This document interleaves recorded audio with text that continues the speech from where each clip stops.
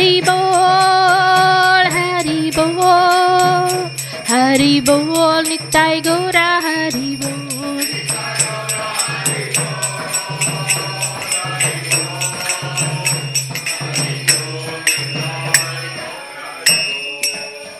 Jai Om Vishnupad Paramahansa Parivracharya Sutrasata Shri Srimad His Divine Grace Abhay Charnaravinda Bhaktivedanta Swami Srila Prabhupada ki, ISKCON Founder Acharya Srila Prabhupada ki, Anand Koti Vaishnavrinda ki, Namachari Srila Haridas Thakur ki, Prem se ko Shri Krishna Chaitanya Prabhu Nityananda Shri Advaita Gadadhara Srivasati Gaur Bhakta Vrinda ki, Shri Shri Radha Krishna Gop Gopinath Shamkun Radha Kun Giri Govardhan ki, Vrindavan धाम की, मथुरा धाम की, नवदीप धाम की, श्री जगन्नाथ स्वामी की, यमुना माई की, श्रीमती तुलसी देवी की, सामवेद भक्त वृंद की, निताई गौर Premanandi. All glories to the assembled devotees, all glories to the assembled devotees, all glories to the assembled devotees, all glories to Shri Guru and Gauranga, Shri Prabhupada ki jai, Shri Gurudev ki jai. Namo Vishnupadaya Krishna Pastaya Bhutale Srimate Bir Krishna Goswami Niti Namne Namo Hamsane Kashaya Prabhupada Priyayate Sutida Shuddhi Nishtha Bemtasya Vakya Nuvadine. Hare Krishna, good morning to everyone. Welcome to this morning's Srimad Bhagavatam class, live streamed from Sri Radha Gopinath Temple in Sydney, Australia. Welcome to all our Mayapur online TV viewers who are watching, and ISKCON Sydney YouTube as well as Facebook. So this morning we are reading from Srimad Bhagavatam Canto 3, Chapter 27, which is titled Understanding Material Nature, and we are reading from text 12. It is also the disappearance day of Sri Ramananda Raya, who is a very close associate of Lord Chaitanya Mahaprabhu 500 years ago. So I will endeavor to talk a little bit about Ramananda Rai, the second half of the class. Basically it's reading from the Chaitanya Charyamrita. So we get an idea of who Ramananda Rai is and why Sri Chaitanya Mahaprabhu liked him so much, or why they were so close. So, Om Namo Bhagavate Vasudevaya.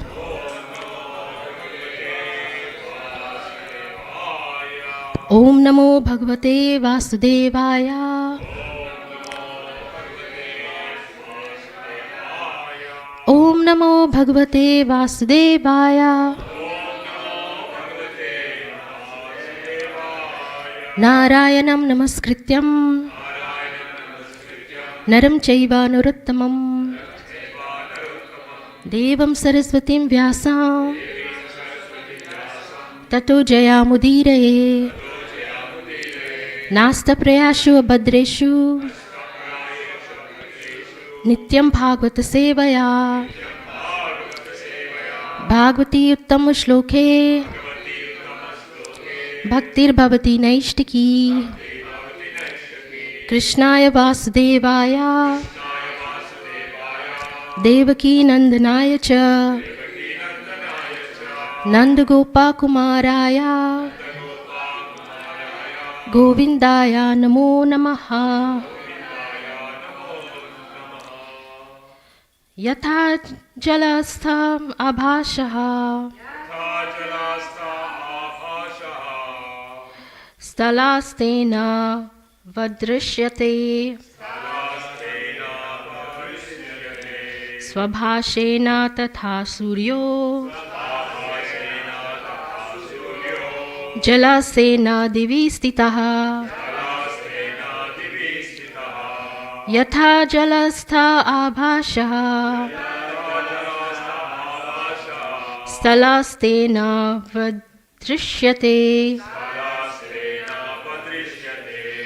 Swabhashena Tatha Suryo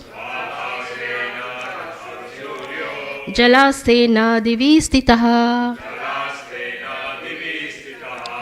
Yatha Jalastha Abhashaha Stalastena Vradrashyate Swabhashena Tatha Suryo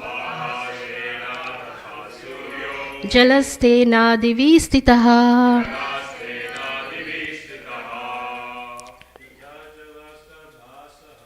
यथा जलस्थ आभासः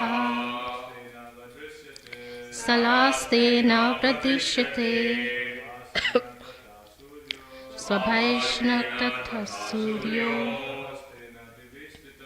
जलास्तेन दिवि स्थितः यथा जलस्थ आभासः स्थलास्तेन प्रदृश्यते स्वभावेन तथा सूर्यो जलास्तेन दिवि स्थितः यथा जलस्थ आभासः स्थलास्तेन प्रदृश्यते स्वभावेन तथा सूर्यो जलास्तेन दिवि स्थितः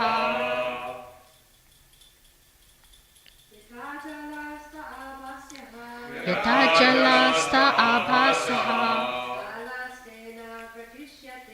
स्थलास्तेन प्रदृश्यते स्वभावेन तथा सूर्यो जलास्तेन दिवि स्थितः Okay, yatha, as, jalastha, situated on water, abhashaha, a reflection, sthala stena, situated on the wall, avridishyate, is perceived, swa abhashena, by its reflection, tatha, in that way, surya, the sun, jalastena, situated on the water, divi, in the sky, stitaha, situated. Okay, so we've got the translation and the purport by His Divine Grace A.C. Bhaktivedanta Swami Srila Prabhupada ki. So, the translation for this morning's shloka. The presence of the Supreme Lord can be realized just as the sun is realized first as the reflection on water and again as a second reflection on the wall of a room, although the sun itself is situated in the sky. So we can all repeat. The presence of the Supreme Lord can be realized just as the sun is realized first as a reflection on water and again as a second reflection on the wall of a room, although the sun itself is situated in the sky. Okay, so the purport. The example given herewith is perfect. The sun is situated in the sky, far, far away from the surface of the earth. But its reflection can be seen in a pot of water in the corner of a room. The room is dark and the sun is far away in the sky, but the sun's reflection on the water illuminates the darkness of the room. A pure devotee can realize the presence of the Supreme Personality of Godhead in everything by the reflection of his energy. In the Vishnu Puran, it is stated that as the presence of fire is understood by heat and light, so the Supreme Personality of Godhead, although one without a second, is perceived everywhere by the diffusion of his different energies. It is confirmed in the Ishopanishad that the presence of the Lord is perceived everywhere by the liberated soul. Do we have any liberated souls here? So the liberated soul, he can perceive the Lord everywhere. Just as the sunshine and the reflection can be perceived everywhere. although the sun is situated far away from the surface of the globe. So quick Mangal Charan. Jai Shri Krishna Chaitanya Prabhu Nityananda Shri Advaita Gadadhara Srivasadi Gaur Bhakta Vrinda Hare Krishna Krishna Krishna Hare Hare Hare Rama Rama Rama Hare Hare. So this morning shlok is just basically telling us that Krishna is everywhere, in everything. And so a devotee, a good devotee, will be able to see Krishna everywhere in everything in terms of his energy. Just like the sun, given an example here, is very far away, actually. We really cannot have the knowledge or conceive exactly how, where. We can read the books and say it's a certain distance away. But that sun that's really far away can be seen in a reflection in water right here, even though it's hanging there somewhere out in the universe. So similarly, God, he's got his own abode, Goloka Vrindavan, and he's situated there. But he can be seen over here. And he was given in a very nice example. There were two devotees of the Lord, and one of them had some issues, some problems. And he was in a dangerous situation. And so he called out, Narayan, Narayan, Hari, Hari, Krishna, Krishna, Vishnu, Vishnu, my dear Lord, help me. And whatever the situation was, God appeared and helped him. So the other person asked this devotee, how far was Krishna when you called him? How far was Hari when you called him? How far is Vishnu when you called him? Because he is residing in Goloka Vrindavan somewhere, but you called him, he was here. So how far away is he? And the devotee said, I don't need to know where he is. He is as far as you can call him and he can hear you. That's how far he is. He's so near that he can hear you. Yet, he is so far away. His abode is beyond the material universes.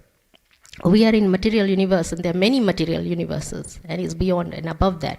So it's really far away, but still, he is so near. He's near enough he can hear you. So he's within you. So the Ishopanishad was mentioned here, and I had a look at the Ishopanishad. It's in Mantra 5, and I'll read that to you this morning. To see how we can actually understand a little bit better on how we can perceive the Lord in his various energies and various forms. What does Ishopanishad say, Mantra 5? So I'll read that to you. This translation. The Supreme Lord walks. Okay, so this is quite contradictory. The Supreme Lord walks, means walking. He walks and does not walk. He is far away, but he is very near as well, just like we were talking about just earlier. He is within everything, and yet he is outside of everything. So Krishna is you cannot perceive him. So the purport reads, here is a description of some of the Supreme Lord's transcendental activities. He walks and he does not walk. Ordinarily, if someone can walk, it's illogical to say he cannot walk. But in reference to God, such a contradiction simply serves to indicate his inconceivable power. That's what it is. His inconceivable power. You cannot even imagine Lord Krishna. Like for example, one of the classes Gurudev was saying, Krishna is taking birth somewhere in one universe. Krishna is killing Kamsa in another universe. Krishna is getting ready to drive the chariot of Arjun in the battle of Kurukshetra somewhere else. Somewhere else Krishna is dancing the rasa dance with the gopis. Is many activities. Somewhere Lord Ram is taking birth. Somewhere Lord Chaitanya Mahaprabhu is performing his activities. And there are so many billions of universes, and he is doing his activities. Somewhere there is Varaha, somewhere there is Lord Nrsimhadev. So, and his activities are so inconceivable everywhere. We cannot imagine. So, I guess I'm speaking in English and she's translating. So, perhaps. So, so the members of the Bhagavata school, adopting the perfect conception of the Lord, accept his inconceivable potencies, and thus understand that he is both personal and impersonal. The Bhagavatas know that without inconceivable potencies, there can be no meaning to the word Supreme Lord. That's why he's supreme. Because he's doing unimaginable activities in so many places you will not be able to imagine. And what happens to us when we actually die and we get liberated? Where do we go?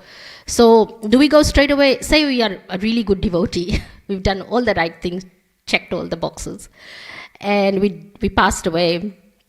Where are we going to go? So the general theory is that we'll go back to Godhead, right? So do we go back to Goloka Vrindavan straight away? Nope, we don't.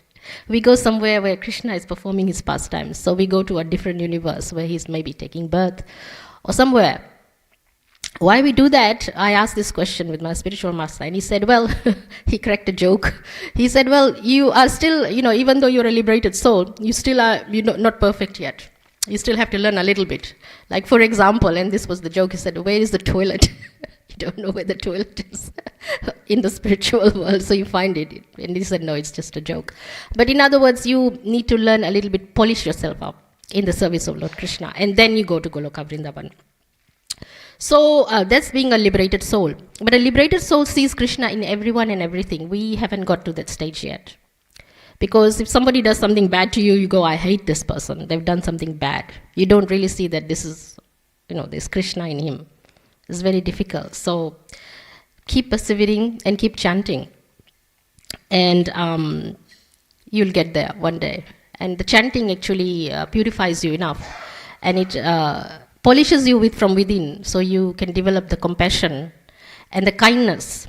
Even though somebody has done really bad stuff to you, you will suddenly develop kindness for such a person and say, well, let me help them if they're never in any trouble.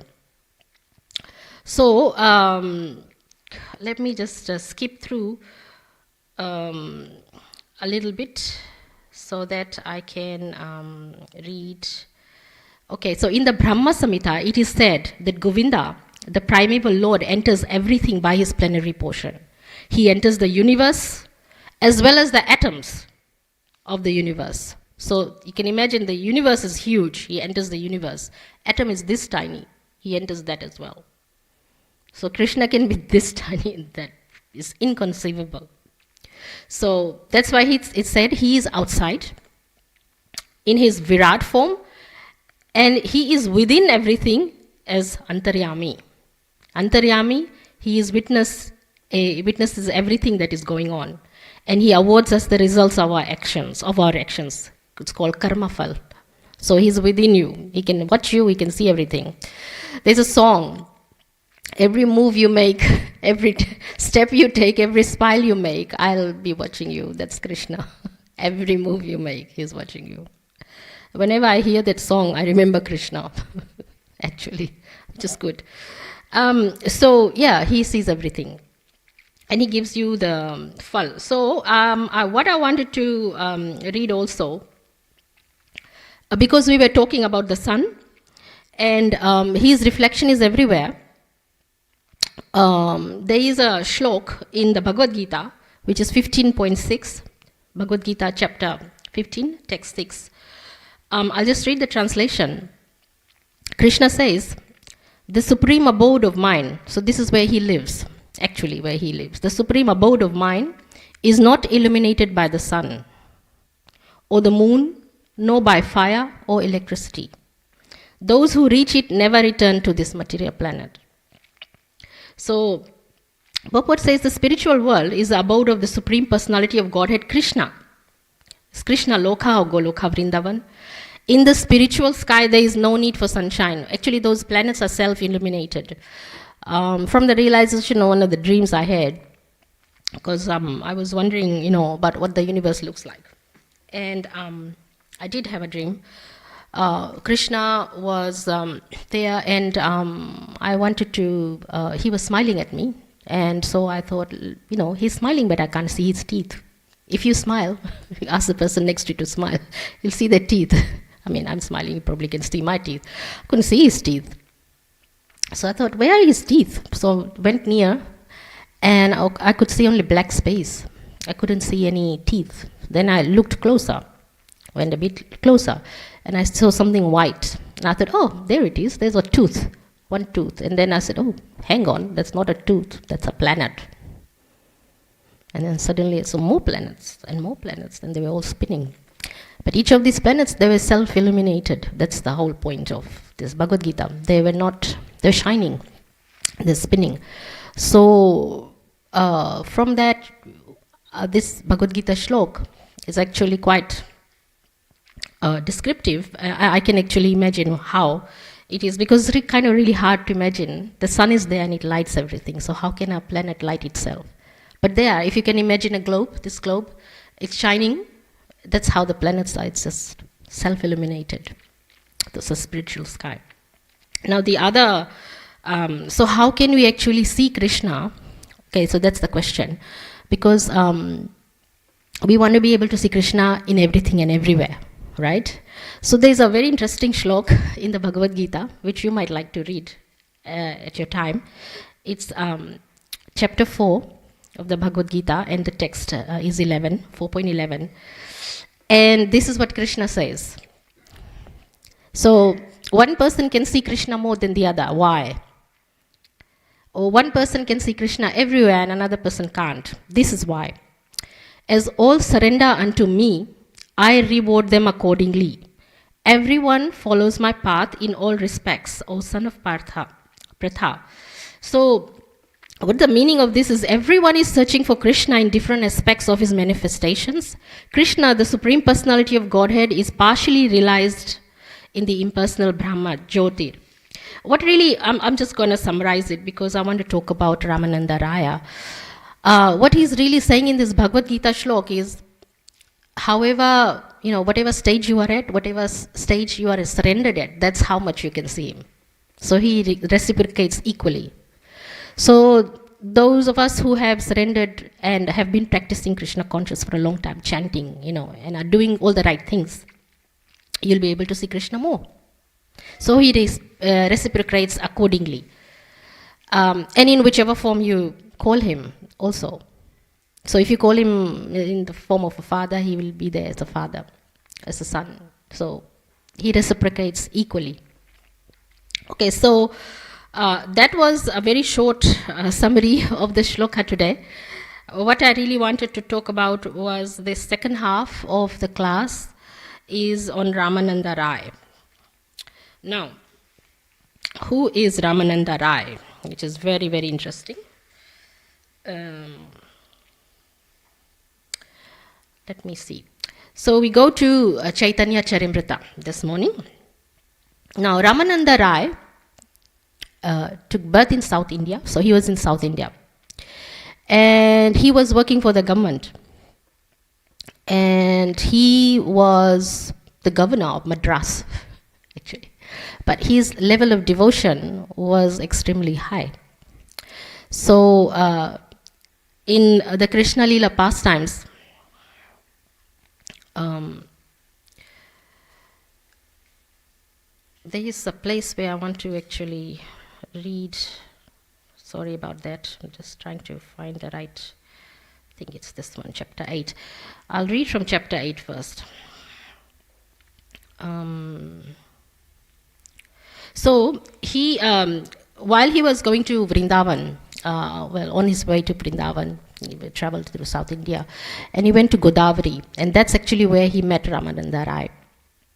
And Ramananda Rai was actually born as a Shudra. Shudra is not Brahmin in the family. And he was a Grihastha as well. And so, for a sannyasi, because by that time, Lord Chaitanya Mahaprabhu had taken sannyas. So for a sannyas to actually go out there and excitedly meet somebody who is in a Grihastha ashram and is not a Brahmin is highly unusual.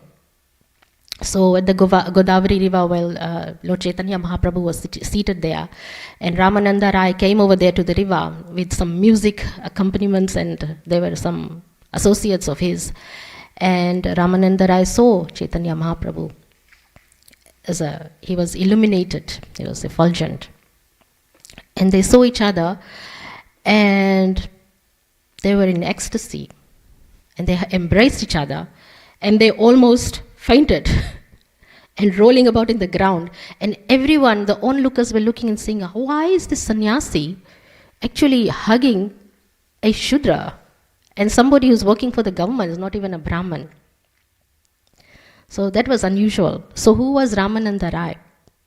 And I'm trying to find the right place so I can actually read to you exactly who was Ramananda Rai. And I don't know what I saved it. That's very interesting. So actually, here it is. Sri Chaitanya Ramananda Rai's father was Bhavananda Rai. And Ramananda Rai was one of the 5 sons of Bhavananda Rai. When Sri Chaitanya Mahaprabhu met Ramananda Rai's father, he said, your 5 sons are all my dear devotees, which includes Ramananda Rai. Your 5 sons. Ramananda Rai and I, although are one, even though our bodies are different. So Lord Krishna knew who Ramananda Rai was. I'm reading this book Gauranga at the moment. When Chaitanya Mahaprabhu comes to this planet, all his associates are asked to take birth. And Ramananda Rai obviously is one of them. So Ramananda Rai was one of the associates of Lord Chaitanya Mahaprabhu.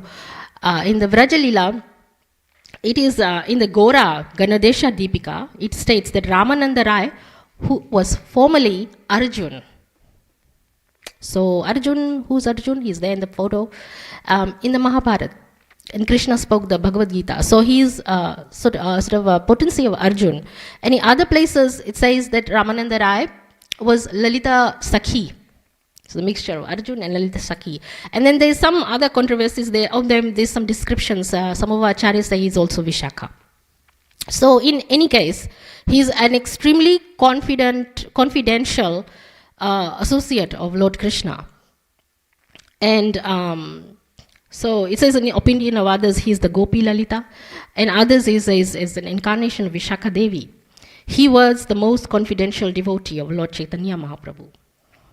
So Lord Chaitanya Mahaprabhu said, although I'm a sannyasi, this is what he says. He actually admits something. Lord Chaitanya Mahaprabhu says, even though he's a sannyasi, his mind gets disturbed when he sees a woman. Ken. But Ramananda Rai, no way. No way. And I'm going to read a little bit later why.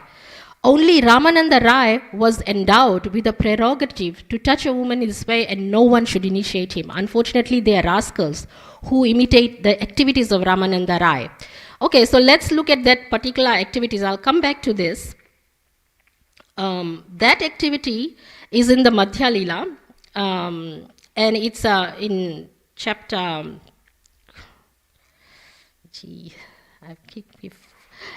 chapter 8, yes, and there's another one in chapter 1.34.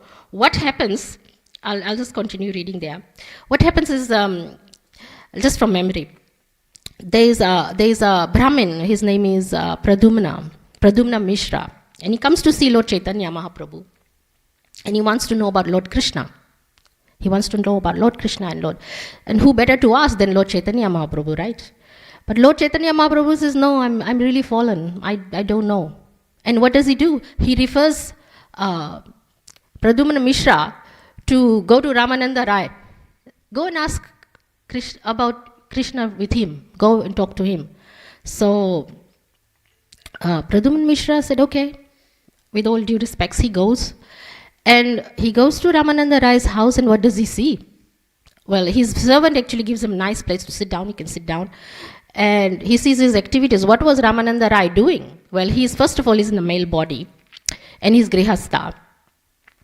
But he had taken these 2 young girls to a secluded place, and he bathed them personally. He smeared oil on them, and he dressed them, and then he was teaching them how to dance. Jagannath dance. It was Jagannath Nataka, Jagannath Vallabha Nataka. He taught them. And he was watching. And all the while, Ramananda Rai was teaching these girls, he felt nothing, none at all. Like he did not feel as if he's a male person in a Grihastha ashram and teaching these young girls how to dance. And, handling them in a most, personal way. And Pradyuman Mishra was just watching and was amazed. And that's what Chaitanya Mahaprabhu said. He said, I'm a sannyasi, but even the name of a lady, I could get easily diverted, but not Ramananda Rai. Ramananda Rai was always thinking of himself as a maidservant. He was always in that mood. So, unfortunately on that day, Ramananda Rai was not able to relate anything about Krishna to this Brahmin. So he went back to Chaitanya Mahaprabhu and related, I wasn't able to get anything. Chaitanya Mahaprabhu said, don't get discouraged, go back to him. And so this Brahmin again went the next day. And this time Chaitanya Mahaprabhu told him, tell him that I sent you. Tell him that I sent you. So when he told Ramananda Rai that Lord Chaitanya Mahaprabhu has sent me to talk about Krishna, to give me information about Krishna, that's when Ramananda Rai went into total ecstasy and started talking about Krishna. And he related to this Brahmin. Now this Brahmin, he was not an ordinary Brahmin, he was quite a good Brahmin from a Brahmin family. So why then Krishna was sending a highly elevated Brahmin to somebody who was a Shudra and Grihastha, teaching girls how to dance? So that was the level of Ramananda Rai. He was extremely on a very high platform that he was able to talk about Krishna. So Krishna actually knows his devotees. So in that particular pastime, Ramananda Rai was able to relate. Then he comes back to Chaitanya Mahaprabhu and tells him, yes, I was able to get all this information about Krishna. And, he was in bliss, total bliss. The other thing, the point to note is that in the Mahabharata, Krishna told Arjun about everything, including what is in the Bhagavad Gita. And Chaitanya Mahaprabhu's pastimes, he listens from Arjun. So he gives, Arjun the opportunity to speak. But he's also a gopi, in a gopi form. When Chaitanya Mahaprabhu goes to South India in the banks of Godavari, when he meets Ramananda Rai there, there is an incredible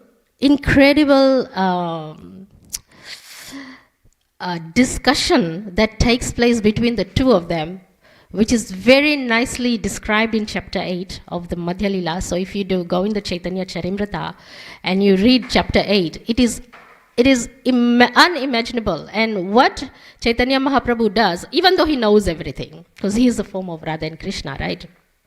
But he gets Ramananda Rai to talk. And what Ramananda Rai says to him is, what's the objective? What's the goal of life? Do you know the goal of life, by the way? What's the goal of life? Yes, to attain Krishna Prem. So, have you got it yet? Probably not. So what have we got right now? We've got some Prem. We've got some love. We haven't fully realized it, actually. We're just practicing. So we are students, each one of us. But we'll get there. Reading the Chaitanya Charimrita, I'm no authority on Chaitanya Charimrita, by the way, but I'm just simply reading from here. The discourse, it's amazing, simply amazing. And if you read that, get inspired by that, you'll get a little bit closer to Krishna Prema than you were before. So I'm going to ask, I'm just going to read some of the questions that Krishna asked. Chaitanya Mahaprabhu asked Ramananda Rai when he met. So the questions was, they met like in several evenings together. And Mahaprabhu said, what's the best education? What's the best education?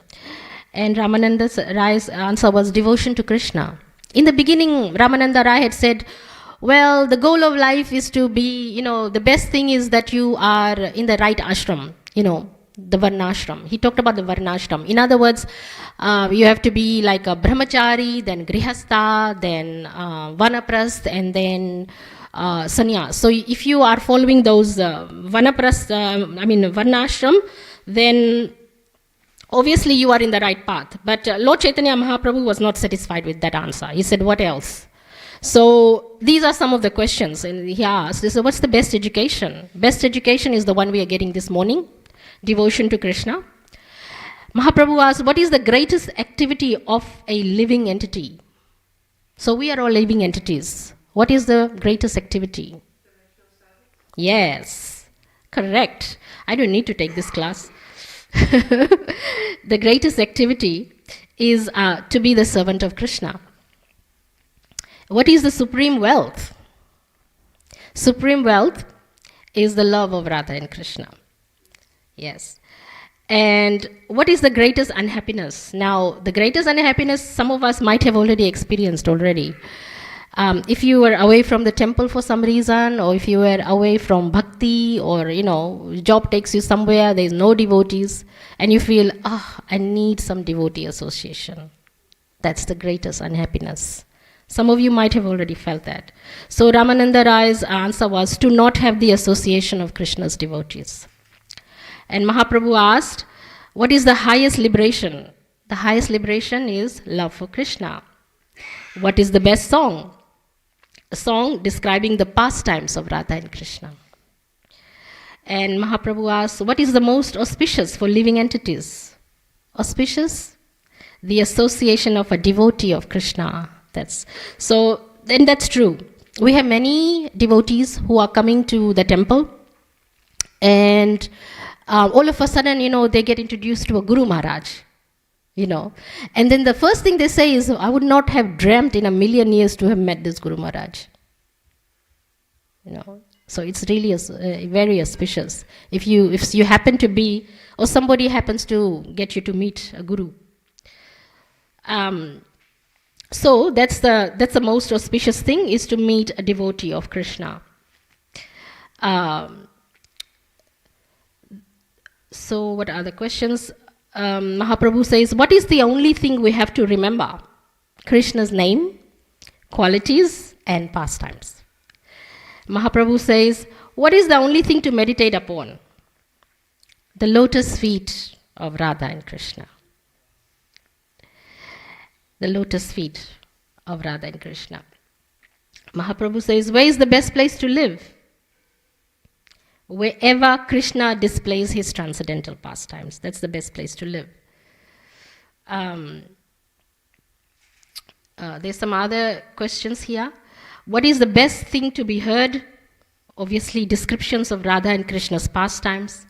What is the only thing to be glorified? The name of Radha and Krishna. So in this way, Ramananda Rai was able to relate a lot of things, but in his explanations, let me see if I can find that spot where he describes very intimately about Krishna's pastimes with the gopis, with Yashoda Mai. He even describes Srimati Radharani. And Chaitanya Charimrita is the one piece of literature where this is quite explained in a very detailed way. It goes quite deep. And I will read just parts of it so that you get some idea of how highly knowledgeable Ramananda Rai was, and why Lord Chaitanya associated with him all the time. Lord Chaitanya Mahaprabhu said to that brahmachari, Pradumna Mishra, he said, I don't know anything about Krishna. Whenever I want to know about Krishna, I go to Ramananda Rai. That's what he used to say. So let me see if I can find something. You just have to scroll a little bit. About the gopis he spoke. Here, when Lord Shri Krishna was dancing with the gopis in the Ras Leela, the gopis were embraced around the neck by the Lord's arms. So he knew all about that. He talked about the Ras Leela. This transcendental favor was never bestowed upon the goddess of fortune or other consorts in the spiritual world. Nor was such a thing ever imagined by the most beautiful girls in the heavenly planets. Girls whose bodily luster and aroma resemble the beauty and fragrance of lotus flowers, and what to speak of the worldly woman. And so, suddenly, due to the feeling of separation, Lord Krishna appeared among the gopis, dressed in yellow garments, wearing a flower garland. His lotus face was smiling, and he was directly attracting the mind of Cupid. I'm reading from text 82, chapter 8, Chaitanya Charitamrita Madhya Leela. There are various means and processes by which one may attain the favor of Lord Krishna. All those transcendental processes will be studied from the viewpoint of comparative importance. So it goes on to describe different mellows: Shanta Rasa, Dasya Rasa, Sakhya Rasa, Vatsalya Rasa. And then Lord Krishna tells the gopis, the means of attaining my favor.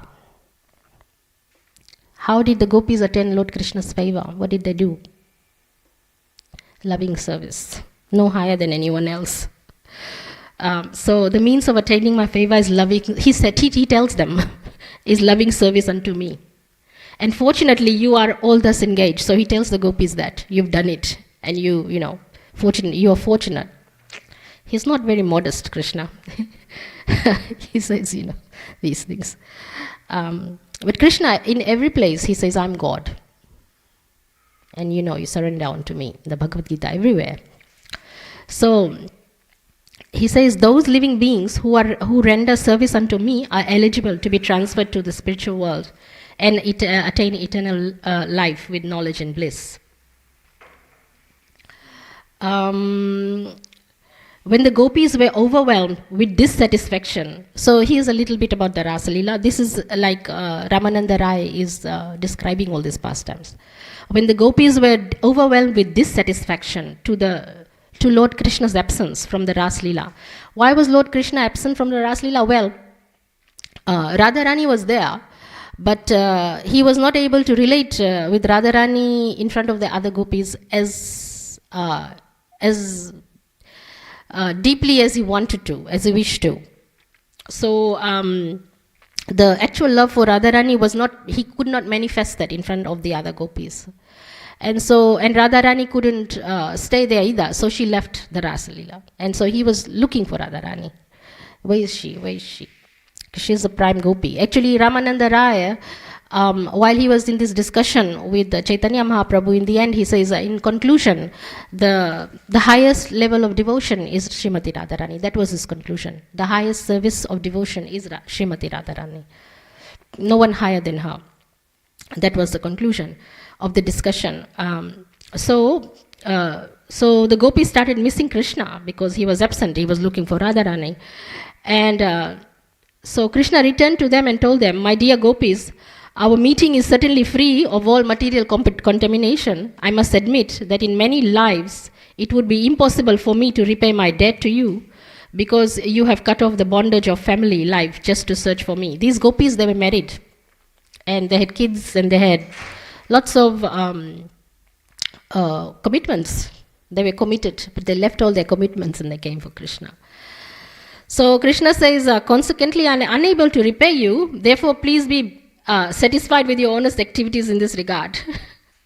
Even Krishna can't repay the gopis' love. So I think that's a little bit unfair on my part.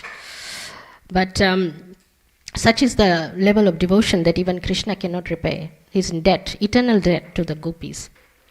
So some of these things are discussed by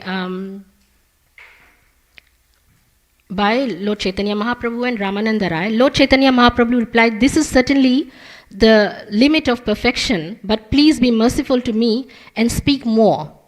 So Ramananda Rai replied, until this day, I did not know anyone within this material world who could inquire beyond this perfect stage of devotional service. So, among the loving affairs of the gopis, Ramananda Rai continued, Srimati Radharani's love for Sri Krishna is topmost. Indeed, the glories of Srimati Radharani are highly esteemed in all scriptures. So Ramananda Rai was really glorifying Srimati Radharani in so nicely and so deeply. It's worth reading. So I'm reading from text 99, chapter 8. He says, just as Srimati Radharani is most dear to Sri Krishna, her bathing place, which is Radhakund, is also dear to him. Among all the gopis, Srimati Radharani is the supermost and very dear to Lord Krishna. So when the gopis began to talk amongst themselves, they said, dear friends, the gopi who has been taken away by Krishna to a secluded place must have worshipped the Lord more than anyone else. Who was she? She was Radharani. So, and then after that, Chaitanya Mahaprabhu says, please speak on. I'm very happy to hear you. Because a river of unprecedented nectar is flowing from your mouth. So whatever Ramananda Rai was saying was bliss and nectar.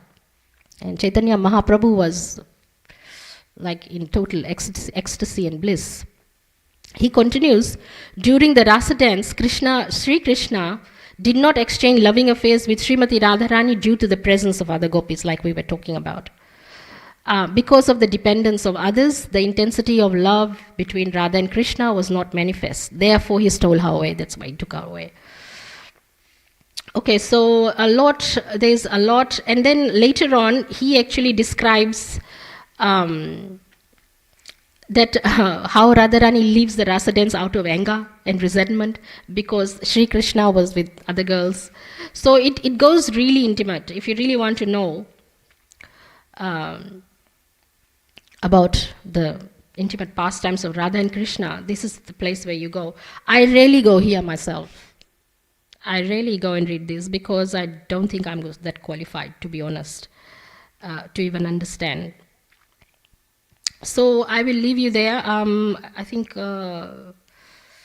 there's some other descriptions about how Krishna reappears in yellow garments, wearing flower garland and smiling. He's like a cupid.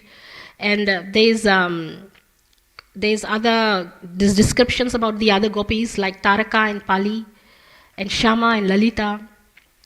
So he talks about all the gopis and he talks about Lord Krishna's personal features. And he talks about Srimati Radharani's outfits, how she wears her clothes and what colors, and her complexion, and all of those things. And this is only something that Ramananda Rai could tell Chaitanya Mahaprabhu. Well, there could have been others as well. There was also Swarupa Damodar was he was Vishaka Devi in the Krishna pastime, so he could have even talked. But even Krishna could have, but he really relied on Ramananda Rai. So I will stop there. Do we have time for maybe one question or comment or something? Yes, Prabhu. Yes.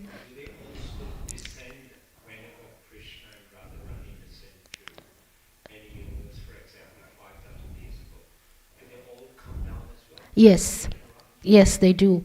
The question is, I was given a feedback that when somebody asks a question, I should repeat that question on the microphone because the people listening on the other side, they don't know what the question is. So the question is that whenever Krishna and Radharani descend on this planet, do the Gopas and Gopis also descend? The answer is yes.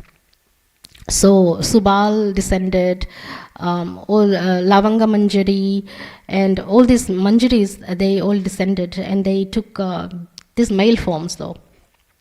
Even Radharani, she came as Gadadhar Pandit, and Lord Nityananda was Balaram. So from Balaram to Radharani to all the Gopis and the Gopas, the Sakhas, they all came. And Brihaspati came, was Sarvabhauma Bhattacharya, right? He was, Brihaspati is like a guru of the heavenly planets. He came, Hanuman came as Murari Gupta. They all came. There's just trying to think who else was there. Arjun was there. Brahma came as Haridas Thakur. Brahma actually came as Haridas Thakur because he had made a bit of a mistake. He offended, not really offended, but he tried to test Krishna. He stole his cows and the little gopas for just a second. And so he was very repentant, and he came and said, sorry, apologized to Krishna. And Krishna said, but Brahma also went to this kund, and he did these penances. He was asking for benediction. How can I,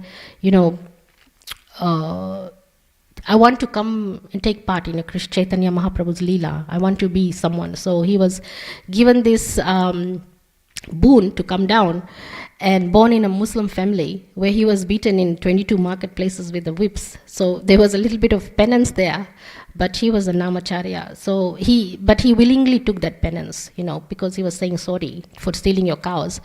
So even Brahma came down, although he never took, 3 whips would be enough to kill a person.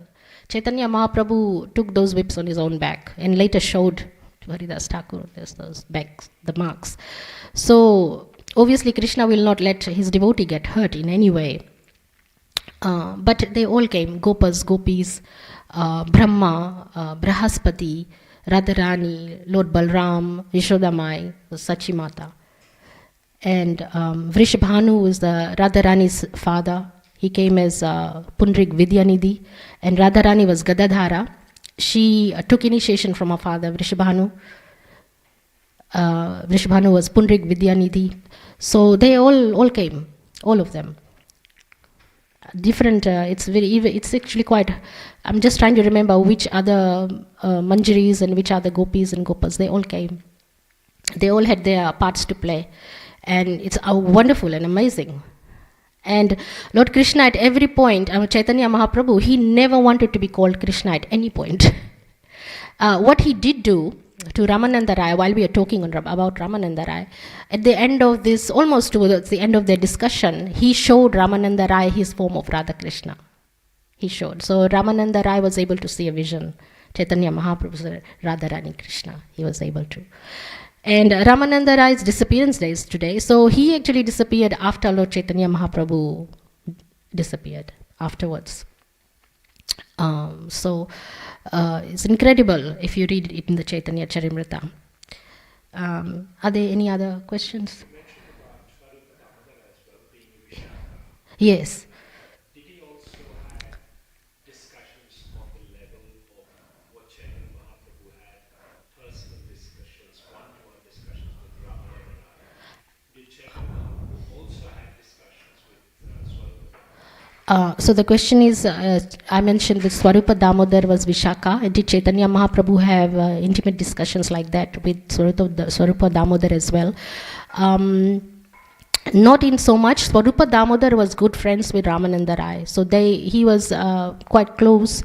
Swarupa Damodar was doing a lot of service for Chaitanya Mahaprabhu though. So he was serving, he was absolute confidant, like they were living there in Puri together. So I would say that there would have been some, but not as to the degree of Ramananda Rai. And actually towards the end of the discussion, Lord Chaitanya Mahaprabhu asked Ramananda Rai to give up his job in the government and come and live with him in Puri. So he was the only one where Lord Chaitanya Mahaprabhu had requested to come and associate with him in Puri. And so Swarupa Damodar was also there. And they were very intimately like associating with each other, and there were always discussions, but mostly they were doing Harinam Sankirtan, to be honest. Like bottom line was they were always singing the holy names of the Lord and spreading the holy names of the Lord. And while Chaitanya Mahaprabhu was rolling about in ecstasy in love of Radha and Krishna, definitely Krishna. So yes.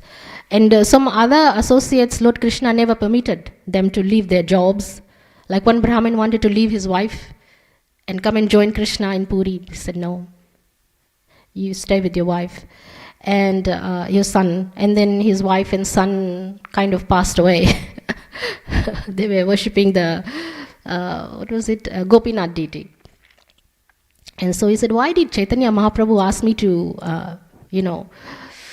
stay here and get married? He was a brahmachari. He didn't want to get married.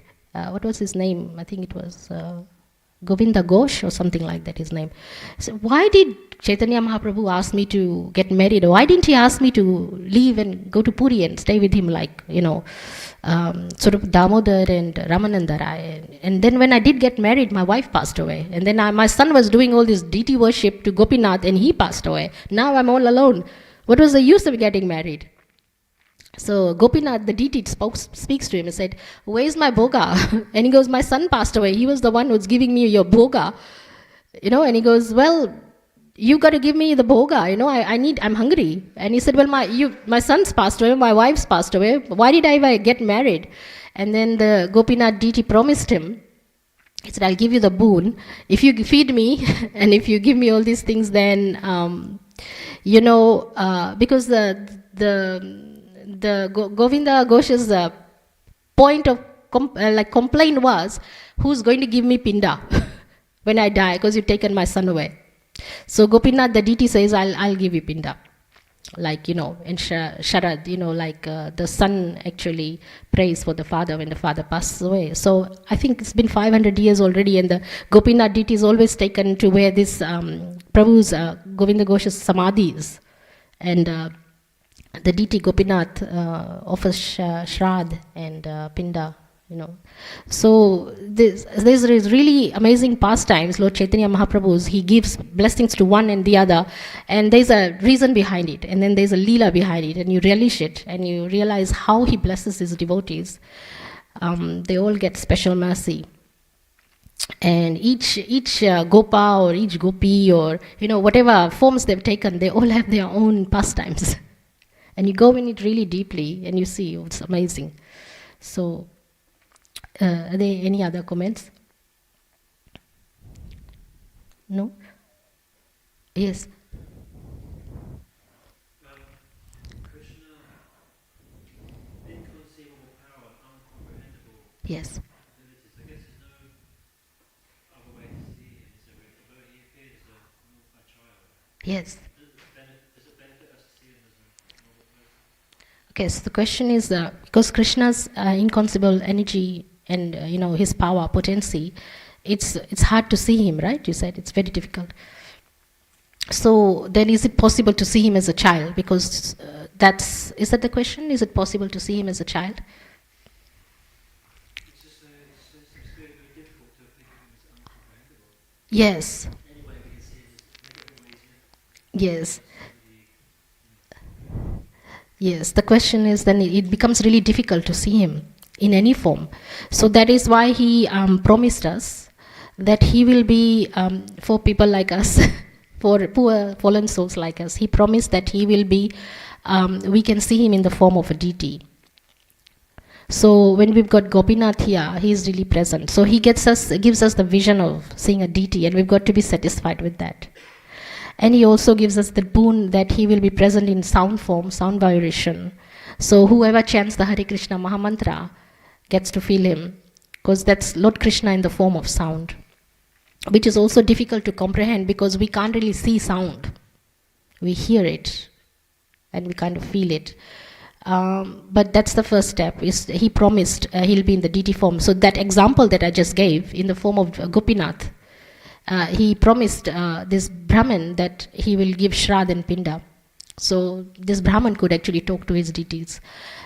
In my case, I have deities of Radha Shyam Sundar, and I've seen my deity walk and talk. So in a grown form. So these deities are not meant to be taken lightly. So if you want to see the child Krishna, worship Laddu Gopal or Makhanchor. Makhanchor is so sweet. So if you worship him in that child form, he will reciprocate in the child form.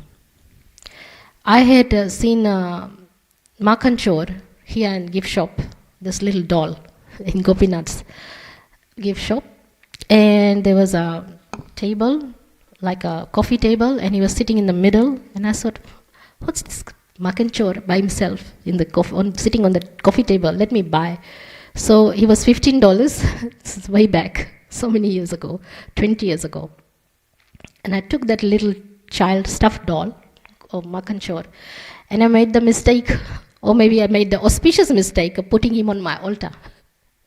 So when you put some form of Krishna on your altar, he takes on that, the life of Krishna. So that doll, whom I was thinking is a doll, suddenly Neela Madhav was one of the devotees from Fiji came and goes, "Why is your Krishna looking so angry?" He was talking about my little Makanchor. And I thought, is that you who said? I thought I was the only one who's saying he looks angry. He was looking really cross. Angry. He was taking on this personality, and I was like, how did that happen? Because Makanchor is supposed to look very cute and very adorable. Well, then the answer was he wants to be hugged because he's a baby. And he wants to be kissed because he's a baby. So I had to hug him. Then he didn't look angry anymore.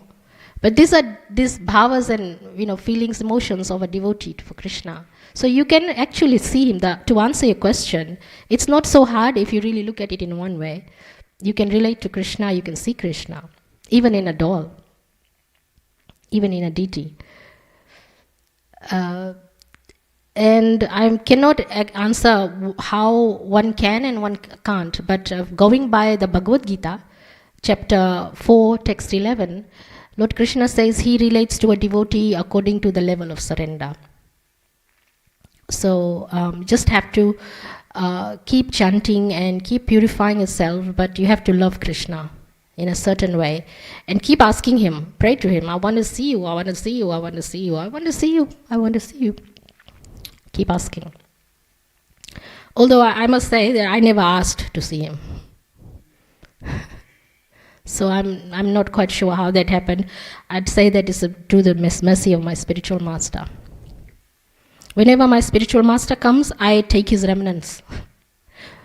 Whatever he eats. The last one he came, he ate this piece of corn, and I grabbed the whole corn. I didn't share it with anyone. So you eat the remnants, and he ate the remnants of Srila Prabhupada. So it goes from the spiritual master also. So you get some mercy and you're able to see Krishna. Because I cannot do it on my own. No one can do it on their own. So hopefully that answers your question. Are there any other comments or questions? Okay, thank you for listening. Srimad Bhagavatam Puran ki Jai. Srila Gurudev ki Jai.